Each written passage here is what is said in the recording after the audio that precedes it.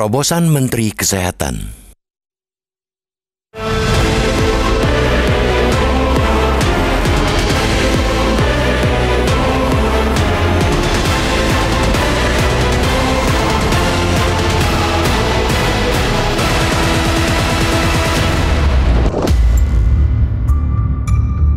Sebelum ada program BPJS Kesehatan yang diluncurkan pada 1 Januari 2014, ungkapan orang miskin dilarang sakit menjadi ungkapan satir yang lekat dengan kehidupan sehari-hari masyarakat. Ya, biaya berobat yang teramat mahal membuat tiap orang wajib menghindarkan diri dari penyakit, apalagi orang tak mampu. Kalau sudah sakit, mau bayar pakai apa? Buat makan sehari-hari saja pas-pasan. Tidak boleh sakit, jelas. Sesuatu yang tidak mungkin terjadi. Belum pernah ada manusia di dunia ini yang sepanjang hidup mereka tidak pernah sakit, sehebat apapun orang menjaga kesehatan mereka.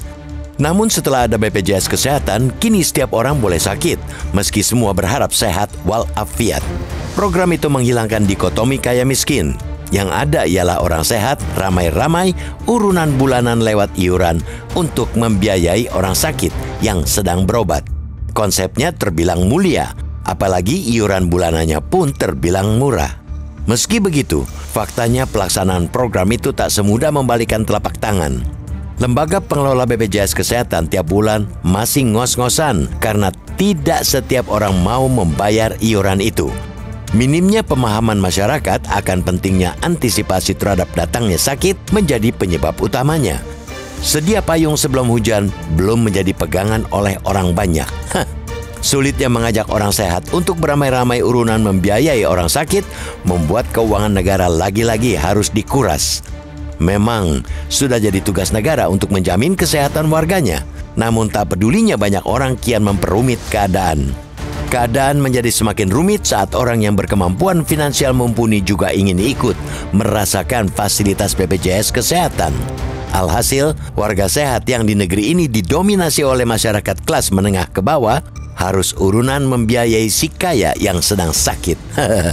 Karena itu, kita mendukung rencana yang digulirkan Menteri Kesehatan Budi Gunadi Sadikin agar BPJS Kesehatan tidak lagi membiayai orang kaya.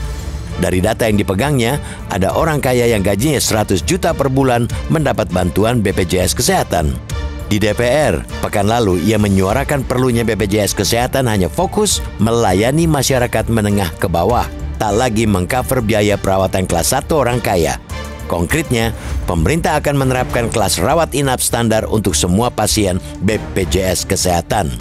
Kementerian Kesehatan bahkan sudah menekan nota kerjasama dengan Otoritas Jasa Keuangan untuk orang kaya yang tak mau mendapat layanan standar dari BPJS Kesehatan. Dengan kerjasama itu, orang kaya dapat mengombinasikan asuransi BPJS Kesehatan dengan produk asuransi swasta yang dimilikinya. Dengan penghapusan kelas layanan itu, keuangan BPJS Kesehatan bisa terjaga. Uang yang ada dapat digunakan semaksimal mungkin untuk membiayai orang tidak mampu dan kurang mampu yang sakit sampai sembuh, bukan baru 3 hari dirawat lantas disuruh pulang karena biaya yang menjulang. Rencana pemerintah itu pasti akan menuai pro kontra karena negara mendikotomi kaya dan miskin. Padahal tak ada satupun bunyi konstitusi yang mendiskriminasi warganya. Bisa jadi sebentar lagi akan muncul ungkapan satir baru, orang kaya kini tak boleh sakit. Tentu ungkapan satir itu jika menjadi kenyataan akan berubah menjadi ironi. Di mana moral negara ini jika orang yang mumpuni secara finansial harus disokong biaya pengobatan kelas 1-nya oleh masyarakat yang finansialnya kemang kempis? Sekali lagi, di tengah layanan jaminan kesehatan dari negara yang masih kembang kempis saat ini, perlu sebuah terobosan berani dari pemerintah.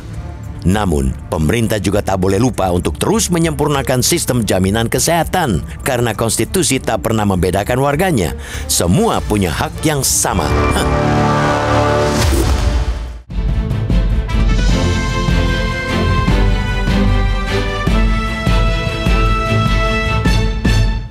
Jelajahi cara baru mendapatkan informasi. Download Metro TV Extend sekarang.